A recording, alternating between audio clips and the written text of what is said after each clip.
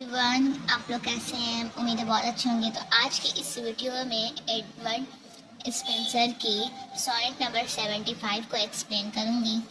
तो सबसे पहले आइए राइटर के बारे में जान लेते हैं। तो एडवर्ड स्पेंसर ने जो ये सोनेट लिखा है 75, one day I wrote her name upon the strand.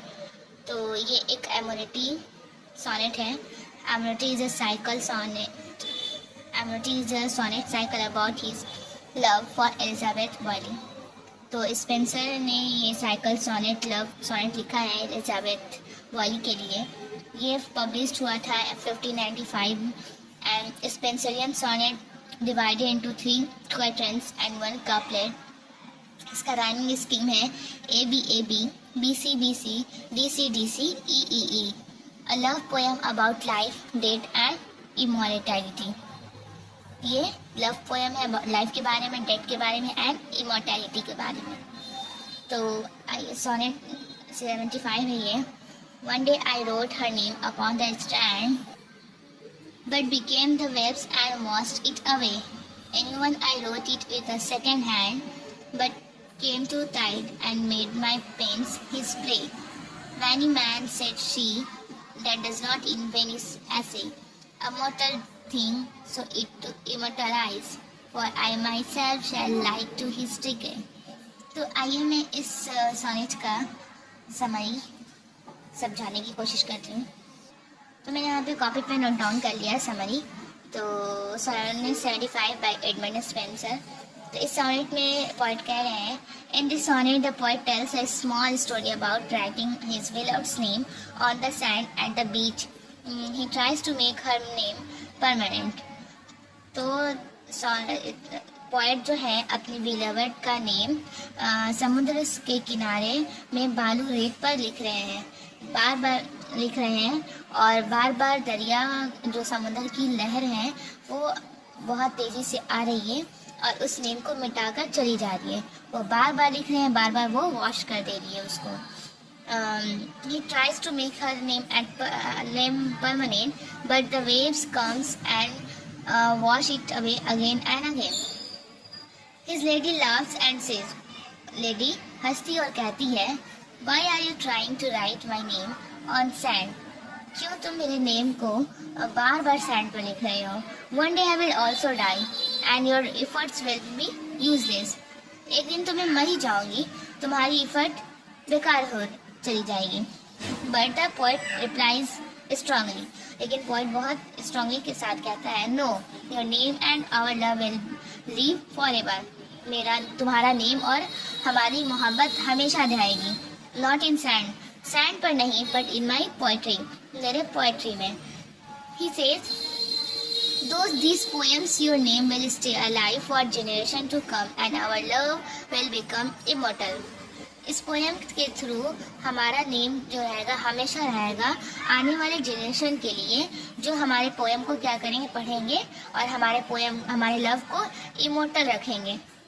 मतलब हमारा लव जो रहेगा इमोर्टल रहेगा, मतलब कभी नहीं ख़त्म होगा, इमोर्टलाइज हो जाएगा। तो जैसा कि मतलब एडमंड स्पेंसर ने कहा था, ठीक वैसे ही हो रहा है। आज भी हम उनकी पोएम को, उनकी बिलीवर्ड को याद करते हैं उनके पोएम के थ्रू। तो ये था स्पेंसर की sonnet 75 easy explanation with notes. अगर वीडियो पसंद आई तो प्लीज़ चैनल को सब्सक्राइब शेयर कर दे। Thank you so much.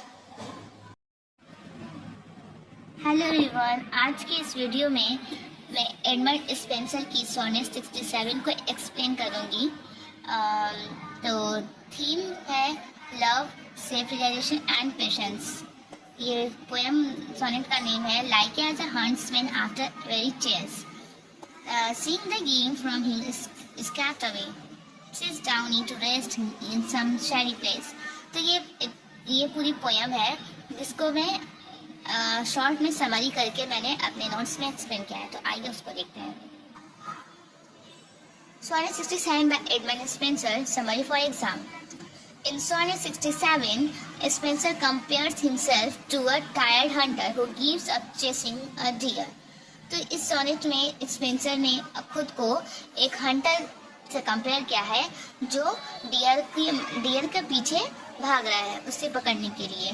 तो यहाँ पर जो हंटर है, पोएट है, और जो डियर है, यहाँ पर उनकी बिलीवर्ड को दिखाया गया है कि वो अपनी बिलीवर्ड को मतलब पकड़ना चाहते हैं, उसका शिकार कर रहे हैं। यहाँ पर डियर कौन है? बिलव है, और वो शिकारी है। Surprisingly the deer returns on its own to drink water. लेकिन जब पोएट थक जाते हैं और वो हाथ नहीं आती है, तो पोएट थक जाते हैं और बोलते हैं अब मुझसे नहीं होगा, अब मैं ज़्यादा बर्दाश्त नहीं कर सकता, और छोड़ के चले जाते हैं। तभी अचानक जो डियर रहती है यानी उनकी बिलीवर्ड उनको प्यास लगता है, और वो एक मतलब नदी के पास आती है पानी पीने के लिए, जहाँ पर लोग पोएट भी होते हैं। लेकिन वो वहाँ से भागती नहीं है, वहीं पर रुकी रहती है, क्योंकि वो भी एक मतलब उसको भी एक प्यार करने वाला चाहिए जिसका इंतज़ार में वो रहती है। तो इसलिए वो शांति के साथ खड़े होकर मोहब्बत भरी निगाहों से पोएट को देखती है। तो पोएट बोलते हैं इस बार उसका जो नज़रिया है देखने का, इस बार पहले वाले नज़रिए से बिल्कुल अलग है। उस वक्त उसके आंखों में डर थी, खौफ था, लेकिन इस बार उसके आंखों में चमक है। तो वो रुकी रहती है, तो पानी पीने के बाद भी रुकी रहती है, तो वो उसके पास जाते हैं। तो आगे देखते हैं हम। And the time it does not run away. The poet is amazed that the woman he loved, who earlier avoided him, now comes back willingly. Poet बहुत हैरान हो जाते हैं, वो वोमेन जो जिससे मैं प्यार करता हूँ वो पहले मुझे अवॉइड करती थी, मुझसे भागती थी, लेकिन अब वो खुद मेरे पास चलकर आई है। The poet teaches that true love can not be force. True poet हम लोगों को पोयम जो है हम लोगों को ये सिखाती है कि ट्रू लव को कभी फोर्स नहीं कर सकते हम लोग। किसी से भी मतलब मोहब्बत करवाने के लिए फोर्स नहीं कर सकते जब तक वो खुद ना चाहे। तो उसे भी मोहब्बत की तलाश रहती है उसकी भी, वो इसलिए वो उसके पास वापस आ जाती है और दोनों मिल जाते हैं। तो it comes naturally when the time is right. True love खुद नेचुरल आता है हमारे सामने जब सही वक्त आता है। तो ये था लव पोयम एडमंड स्पेंसर का सोनेट 57। इस वीडियो में मैं एडमंड स्पेंसर की सोनेट 57 को एक्सप्लेन करूँगी। तो ये पब्लिश हुआ था एमटी सोनेट साइकिल में। True love stays constant even when lovers are apart. तो इस में हम लोग इसकी पूरी समरी को देखेंगे जो मैंने नोट बनाया है इसका फॉर एग्जाम के लिए। तो आइए पहले इसको रीड करते हैं।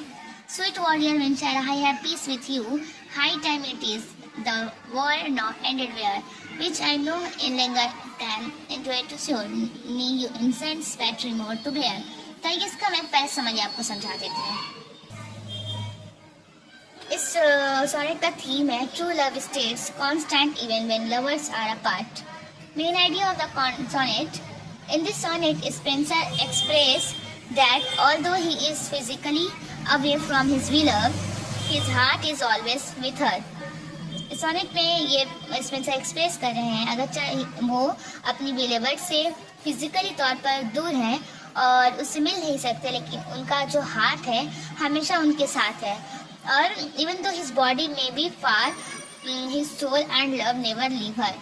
अगर चाहे उसकी मतलब उनका जो बॉडी है बिलीवर्ड से दूर है, लेकिन उनका जो दिल है, रूह है, सोल है, लव है, कभी भी उससे दूर नहीं है, हमेशा उसके साथ है। He also says that her thoughts and feeling live in him too। तो ये भी कहते हैं कि उसकी जो खुशी मतलब फीलिंग है, थॉट्स है, वो हमेशा उसके साथ है। Their love is too deep that distance cannot break it।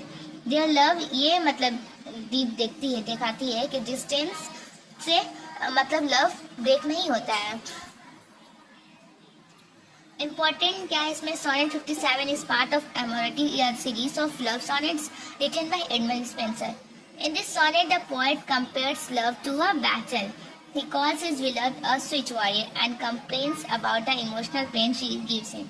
तो इस सोनेट में पोएट अपने विलव को कहते हैं कि कितना दिनों से तुम मतलब इतना मेरे साथ झगड़ा कर रही हो, क्यों बार बार अपनी आंखों की तीर से मुझ पर वार करती हो। अब मैं ज़्यादा इस दर्द को बर्दाश्त नहीं कर सकता हूँ, मैं थक गया हूँ ये रोज़ रोज़ के झगड़े से। क्यों ना अब हम लोग मिलकर शांति के साथ खुशी खुशी रहें। ये रोज़ रोज़ का मतलब झगड़ा करना अब मुझे बहुत ज़्यादा ज़ख्मी करते जा रहा, मैं इसको ज़्यादा बर्दाश्त नहीं कर पा रहा हूँ। मेरी अंदर की इमोशनल पेन बढ़ती जा रही है। अगर तुम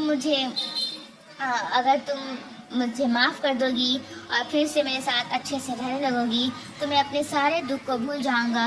मुझे बस तुम्हारे साथ रहना है। इसको क्यों इतना तकलीफ दे रही हो, अपनी आंखों से क्यों तीर चला रही हो बार, और क्यों झगड़ा मतलब कर रही हो। जो अपनी ज़िंदगी सिर्फ और सिर्फ तुम्हारे नाम करना चाहता है, तुमसे मोहब्बत करना चाहता है। तुम्हारी आंखों के तीर से मुझे कोई प्रॉब्लम नहीं है, तुम इसको चलाते रहो लेकिन झगड़ा ना करो, इससे सुकून मतलब पीस कर लो। अब मुझे माफ़ कर दो, मैं अपने सारे दर्द को भूल जाऊंगा अगर तुम मुझे माफ़ करती हो। तो पोएट अपनी मोहब्बत को एक्सप्रेस कर रहे हैं कि वो क्या चाहते हैं। वो अब इतने सारे रोज़ रोज़ के झगड़ों से थक गए हैं, मतलब मीठा वाला झगड़ा, रियल वाला झगड़ा, जैसे विलव में कैसे मोहब्बत में लोग आपस में कपल्स झगड़ा करते हैं, उस तरह से यहाँ पर झगड़े की बात हो रही है। तो उन्होंने अपने विलव को स्वीट वॉरियर कहा है। Her eyes are like arrows that own his heart. उनका जो विलव का जो आँख है एक तीर की तरह है जो उनके दिल को जख्मी कर देता है। Even though he suffers, he still loves her and asks for her love in return. ये सब भी सफ़र करने के बाद फिर भी वो अब तक उसके लव के इंतज़ार में है और उससे लव रिटर्न में मांगते हैं। पोएट इंट्रोडक्शन मैंने बताना भूल गए। Poet introduction. Edmund Spenser was a famous English poet of the Elizabethan age. He is the best known for his long poem The Farrier Queen. His sonnet collection Amity shows his love for Elizabeth Boyding. His poem makes deep feelings with beautiful language.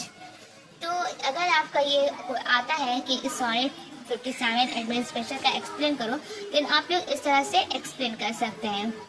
तो video कैसी लगी please बताएं और channel को subscribe कर लें। आपके subscribe करने से मुझे इंकरेजमेंट मिलती है और मैं ज़्यादा वीडियो बनाऊंगी।